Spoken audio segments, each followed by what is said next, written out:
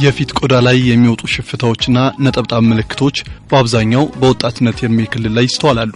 እነዚህ ሽፍታዎችና ነጠብጣብ ምልክቶች ገጽታን የማበላሸት አቅምም አላቸው። የነበረን ቆዳ ይዘት የመቀየር አቅማቸው ከፍ ያለ በመሆኑ አንዳንድ ጊዜም በወጣትነት እድሜያቸው ላይ የጀመራቸው የብጉር ችግር እድሜያቸው የገፋ ሲሄድም ላይቀረፍም ይችላል።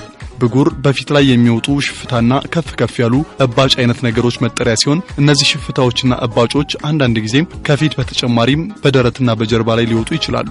እነዚህ እባጭ ነገሮች እየተገጣጠሙ ይፈነዱና በፊት በደረትና ጀርባ ላይ ቁስለት ሊፈጥሩም ይችላሉ። ይሄው ሽፍታ በፊታችን በደረትና በጀርባችን ቆዳዎች ላይ ከአስፈላጊ መጠን በላይ የሆነ ቅባት ሲከማችና ወዝ ሲፈጠር የቆዳችን ጥቃቅን ቀዳዳዎች ሲደፈኑ በቆዳችን ቀዳዳ መውጣት የሚገባው ቆሻሻ መውጣት ስለማይችል እብጠቱ ይፈጠራል። ከዚህ በተጨማሪም በቆዳችን ላይ የሚገኙ ባክቴሪያ ቆዳውን እንዲቆጣና እብጠትም እንዲከሰት ያደርጋል። ይህን ሽፍታ ለማስወገድ በቀላሉ ቤት ውስጥ የምናዘጋጀው የሎሚ ውህድ ፍቱን መፍትሄ ነው ተብሏል።